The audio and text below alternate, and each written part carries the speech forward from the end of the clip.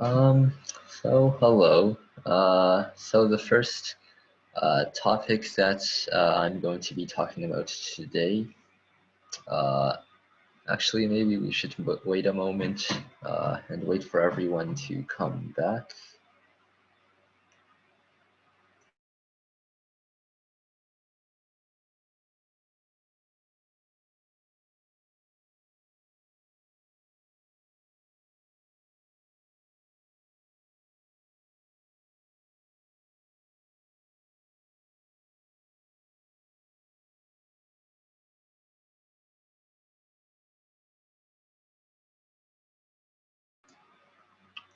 Well, okay. So the first idea I'm going to be talking about is the typical exchange sacrifice. So an exchange sacrifice is uh, when you trade pieces, but you don't trade pieces. You trade a more valuable piece for a less valuable piece on purpose, so that you can gain another advantage, such as a positional advantage or an attacking advantage. This brings us to this position on the board right here. Right now, if we evaluate the position, both sides have an equal amount of material, but white seems to have a more active position. So the queen and the bishops, they're both on the diagonal that's facing the king. This knight is blocking this pawn from advancing, and it's also controlling many squares in the center. And this knight and this bishop, well, this bishop isn't very developed, but this knight is pretty, is developed. It's controlling squares in the center.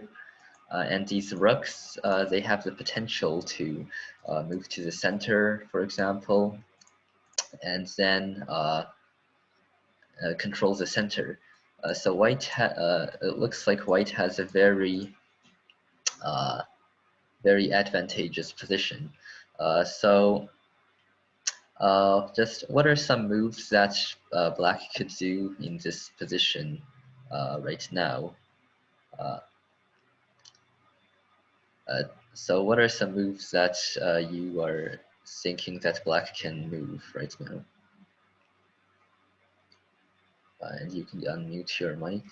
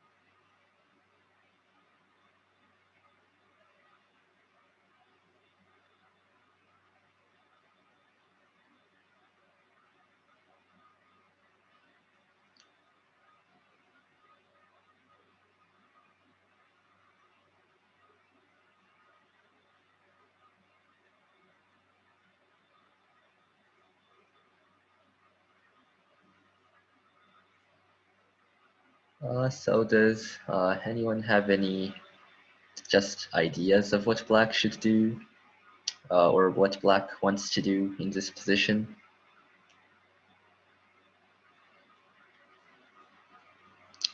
So in this position, black wants to, well, regain control of the center, and also, oh yeah, for black.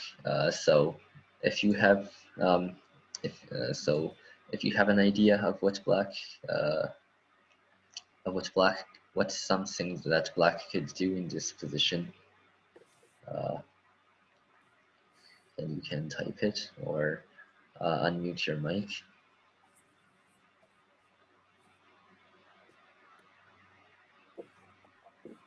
Knight d4. Knight d4. Yeah, so Knight knight d. d4. Knight d4 is one way that black can uh, try to get an advantage because it trades the knight on d4, which is pretty good in exchange for a knight on c6. Um, However, doing so um, would also get rid of one of black's good pieces, one of black's only good pieces. Uh, so even though this knight is better than this knight, trading away this knight would cause black's position uh, to become pretty disadvantageous for him. So in this position, what black did was sacrifice his rook. So he played rook takes e3, uh, giving up the exchange. So black played an exchange sacrifice. So why did he play rook takes e3? Well, so now assessing this position, you can see that uh, one of White's most powerful pieces, strongest pieces, is the bishop on e3. So it's controlling the diagonals here and here and here. So it's a pretty good piece. Um, and even though this rook is in the center and on an open file, since it's a middle game, there's not much that um, an open file doesn't really mean much if it's just controlling it alone, since these knights and the queen will just get rid of any advantage that an open file has. And additionally, yeah, a rook is worth more than a bishop, and in general, a rook is considered more powerful than a bishop. However, another thing that to consider in this position is that the bishop on g7 actually has potential. So if this bishop were to disappear, then this bishop would be on a pretty powerful diagonal. It would be controlling d4. It would be able to go, especially d4 actually, because notice that since the pawn went on f3, the king is open. So instead, knight d4. And then if the queen takes, knight g4.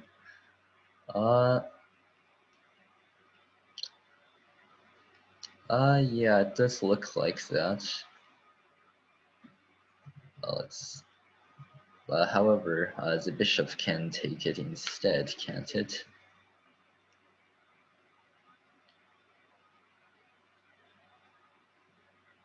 Um, and of course, if so, right now,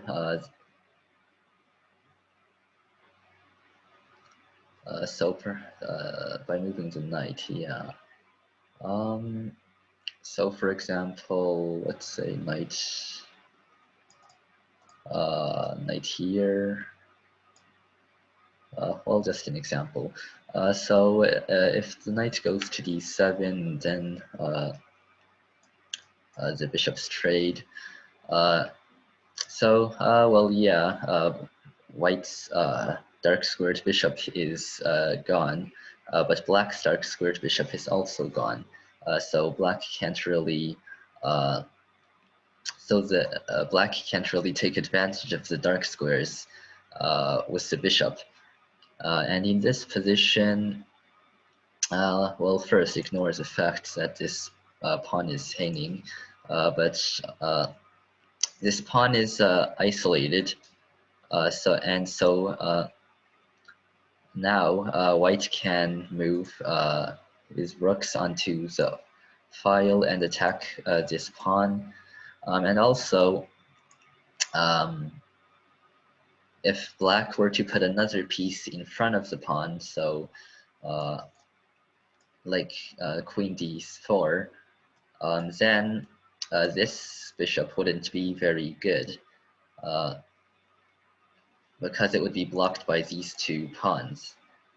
And while this bishop also isn't very good, it has the potential to, for example, move on to b5 or d3, and then put pressure on the king. Um, Wait, instead of so here,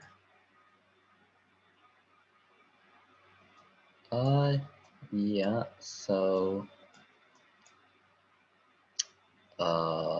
this was the position, right?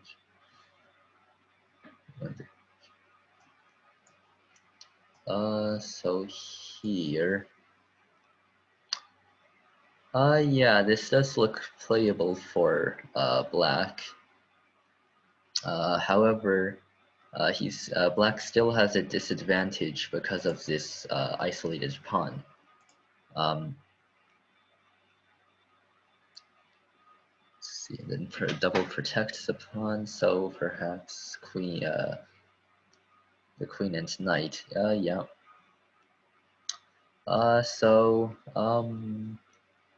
For example, I guess something that white could do. Black could protect this pawn.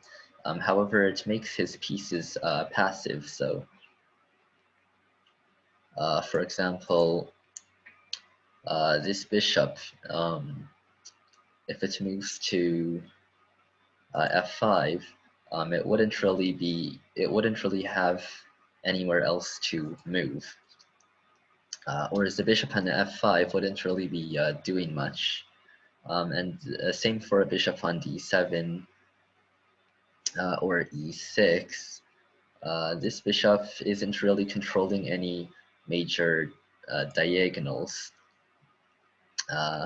While as for white, white's plan would be mainly to move the bishop, well, move it for example, d1, and then bishop b3, and then rook d1.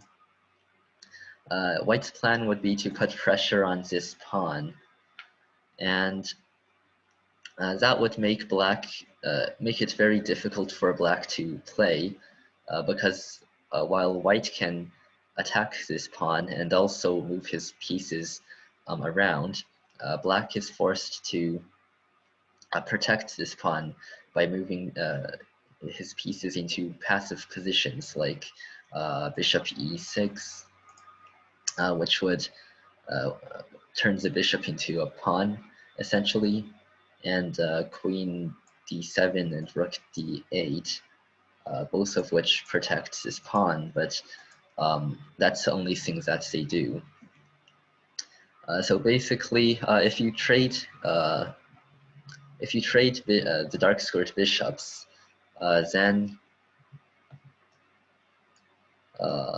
so if you trade the dark squared bishops, then black wouldn't really be in a good position, because of his weak d5 pawn. So rather than doing that, black decided to take on e3. And then queen takes e3. And now black wants to take advantage of this dark squared bishop. And what's one way to do that? Does anyone see how what this bishop can potentially do? So like if you could move the bishop anywhere on the board, so knight g4. Yeah, so knight g4 was the idea of, so I'll just move that, knight g4. So knight g4 is what black wants to play right now, because after, let's say, well, after f takes g4, then bishop takes d4, and you pin the queen to the king. While if the queen moves somewhere else, and then black gets bishop, and now black has a knight and a bishop. Yeah, a knight and a bishop in exchange for a rook, which is very good. However, there is one defense that black could do in this position. So after knight g4, then knight c6. Knight c6 would be played, and then so for example, if you play knight takes e3, knight takes d8, then knight takes f1. So let's move the pieces first. And this knight's lost, I think. Yeah. And well, in this position, assuming that this knight is lost, it's equal. But again, you have, well, it's an equal position. Uh, um, Also, white does have some counterplay in the form of this isolated pawn again.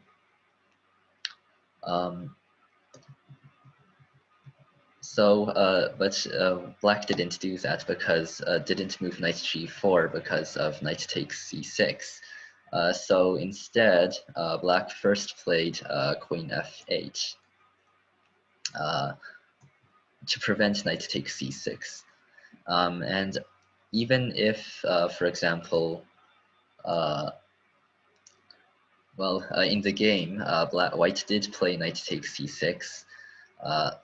However, this is still good for white, good for black, because after c takes c, b takes c6, then the knight on d4 isn't there anymore.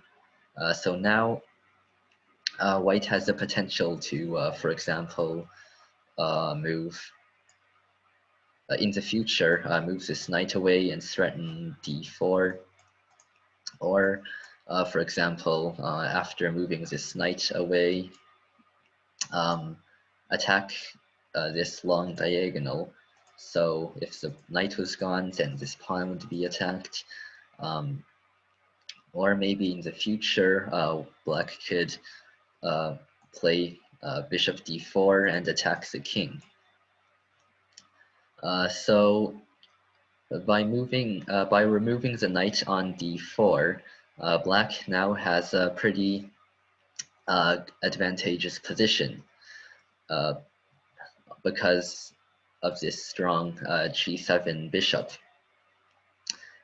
But of course, black still is behind by an exchange, so black should be careful, because if white equalizes the position, then black would be behind by a piece, and, well, behind a bishop for a rook. So right here, white plays king h1 to prevent anything, to prevent any tactics with the bishop going to d4. And then black plays rook b8, attacking this pawn. So notice again that this bishop, it's attacking a pawn along the long diagonal. So here, so then, just a moment. So then, for example, if this pawn moves away, now you have a bishop that's, now this rook is exposed, and in the future, this knight could move away and attack this rook or something. And just in general, this pawn is pretty. It can be easily attacked. And another thing that rook b8 does is that it moves the rook onto a semi-open file, which then will allow the rook to, in the future, move to b4 and h4. So right now, white plays knight a4. So this is probably this is a very defensive move because it moves the knight onto a square which is on the edge of the board. But the knight is defending b2 and c5. So even though this doesn't look like a very good move, it's probably the best move for white in this situation. And again, white only has to equalize the position in order to gain an advantage. So rook b4 attacking the knight, and then b3. Now there's a potential for a tactic along this diagonal because this bishop is now looking at this rook.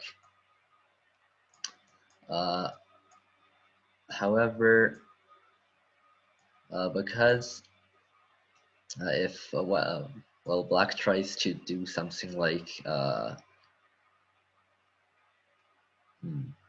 for example, knight h5 or something.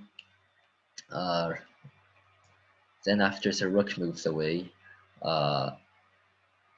there's not much for black to do in this position. So instead, black plays bishop e6, which locks this locks this file for the queen, and I guess it also allows the queen to move to b8 and attacks the king on h2, or if the queen's on b8 in the future, black could play bishop e5. So this is just maneuvering a piece, and then knight b2, knight h2, knight h5, knight d3, and then rook h4. So now you see that something that's like the start of an attack is happening. So what's one way for black to attack? What's something that black is threatening right now in this position? So does any what's something that black is threatening, basically?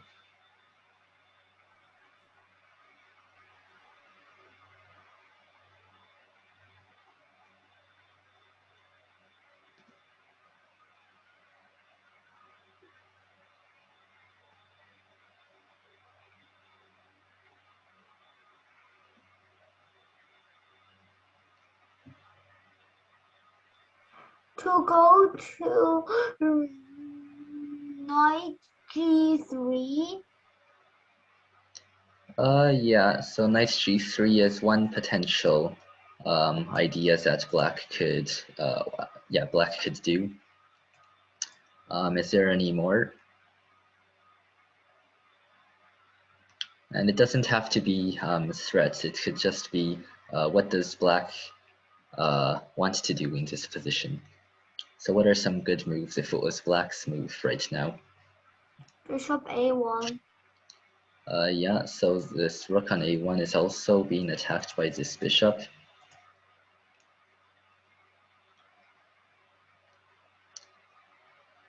And there's also queen b8 and attacking the h2 pawn.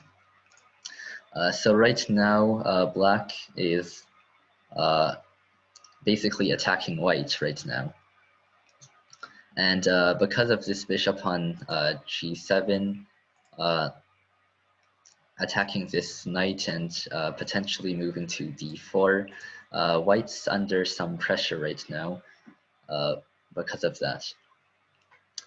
So then, after queen f2 attacking the rook and then queen e7, now white does manage to defend himself, so by moving g4.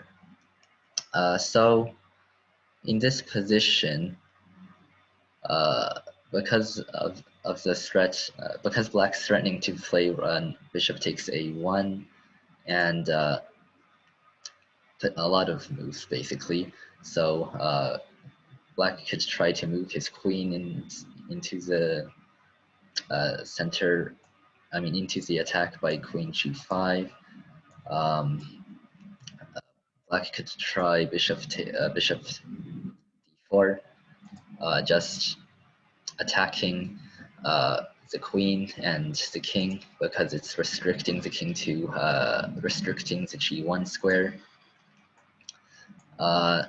So right now, white plays a move that, even though it weakens his kingside structure, it also allows the queen to move to a more effective defense position, so g2, and it also opens up an opportunity for white to play, for example,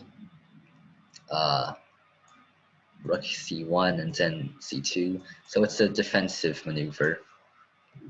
So then bishop d4, the queen takes, and then in the end, black forces a draw by perpetual check. So that's one way that giving up the exchange can lead to at least the initiative. So giving up the exchange could allow you to attack your opponent. So in the next position, so here, so now moving on to the next position, so analyzing this position, it's white to move right now. What are some aspects of this position for black? So for example, what's black threatening right now?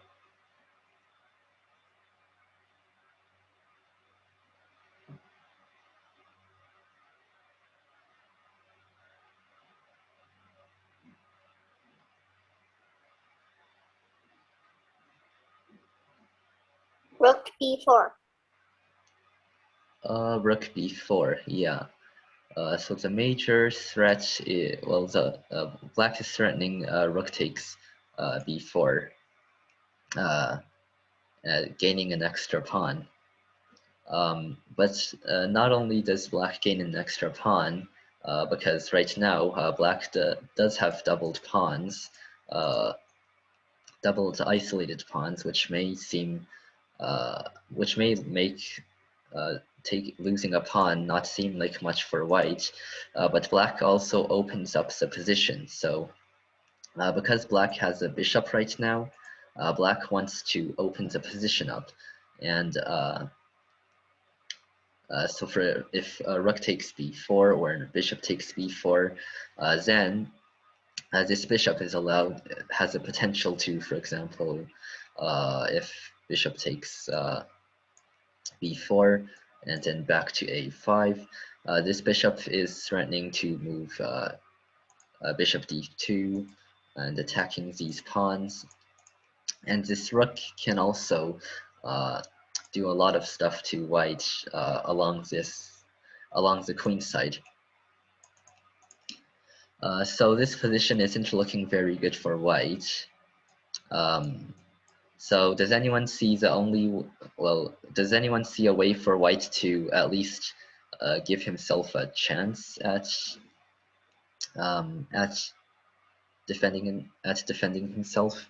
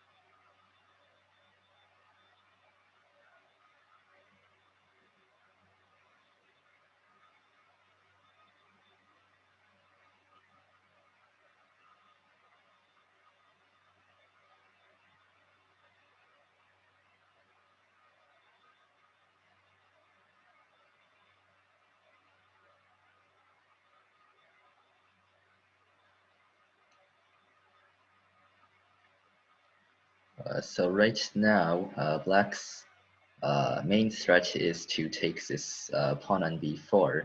So what's one way for white to prevent that?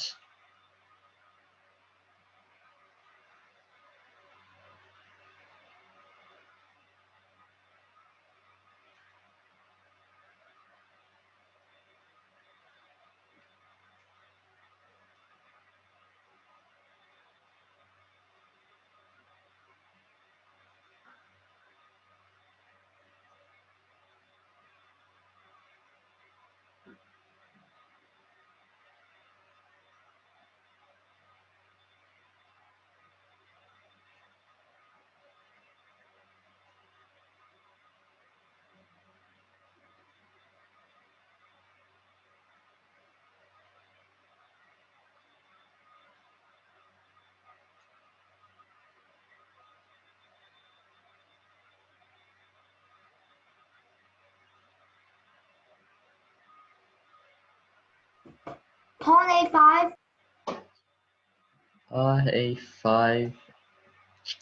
It doesn't really prevent that because of rook takes b4.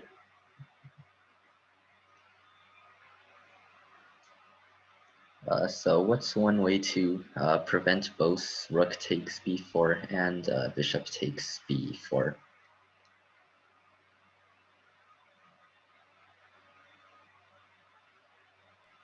Pawn b5. B5 is another option. However, after pawn takes and well, after pawn takes, then this position is open. Um, and even if you try something like a5, then black could play rook c6. Um, and if you take the pawn, then well, black will be ahead by a pawn. And if you don't do anything, then black's going to double his rooks um, and use this bishop to attack this pawn.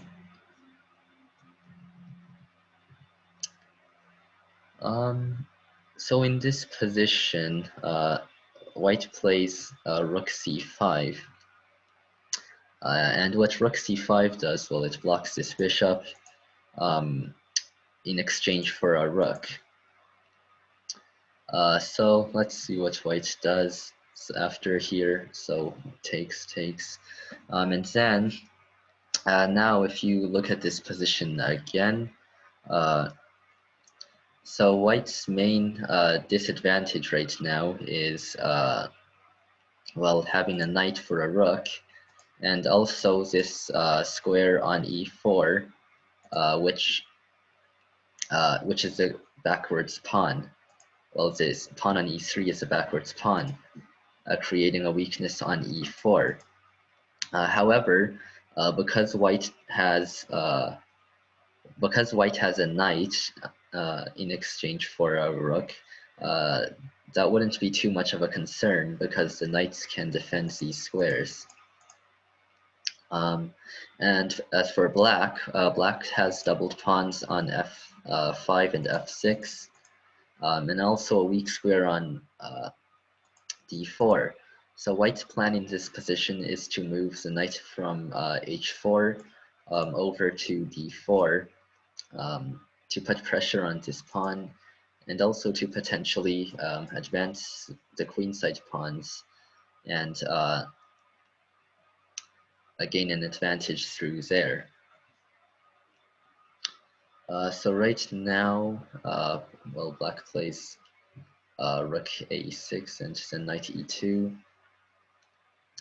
And then rook g8, gaining, well, black wants to gain control of the open file. So now the knight moves to d4, attacking this pawn.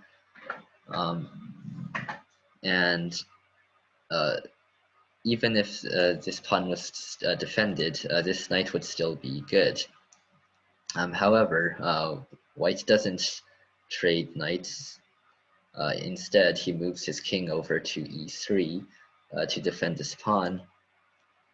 And also because trading knights wouldn't be good, because if white trades knights, for example, like in here, now this knight alone wouldn't really be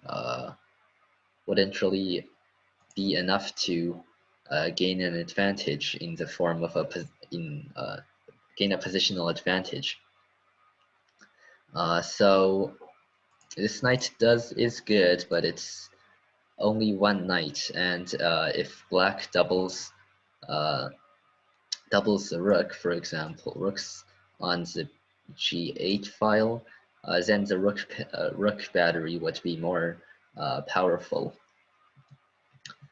So instead, white plays king c3, and then rook a8. So just what are some potential moves for white right now?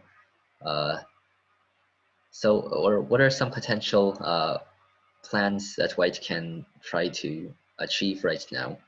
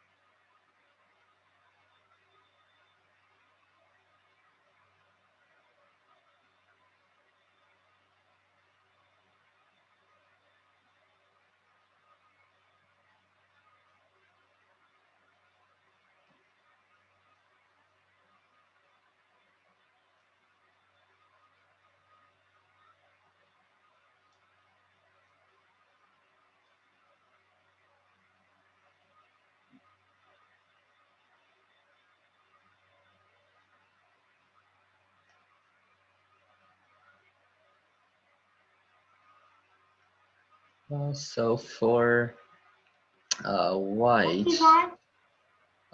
for example, wait, rook where? Pawn B5. Yeah, so pawn b5 is is probably white's best chance at converting the advantage of the knight into for example, a passed pawn or something. So what white wants to do right now is to just move his knights onto good squares, and then attack on the queen side, and hopefully take advantage of the doubled pawns somehow. For example, uh, with this knight on g7, uh, if it's stuck defending f5, then it would be good for white. So white plays king d3, knight h5. So black allows this pawn to be captured because it's not really worth much. And also because black wants to open up the g file and hopefully get an advantage through the open file. So after white takes, and then black moves knight g3.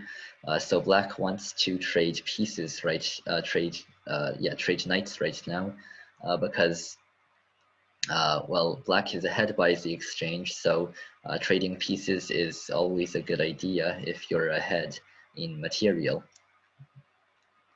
But white refuses, and then black plays b6.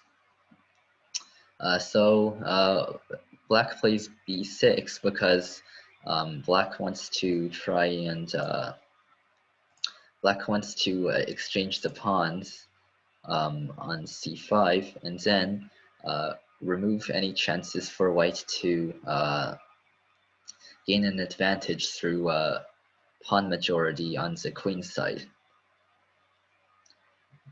So then white plays a5, and then takes.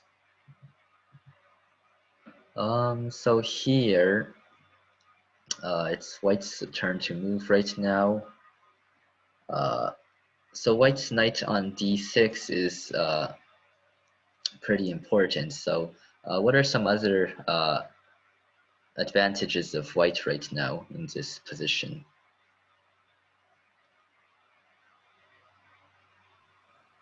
Can you do a pick on G1?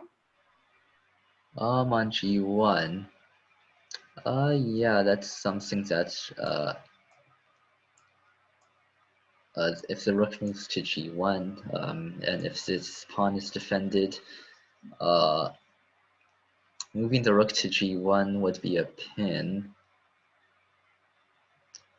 However, because white has two rooks, white can just move their rook back to a8 and defend this knight, and then this wouldn't be a pin anymore.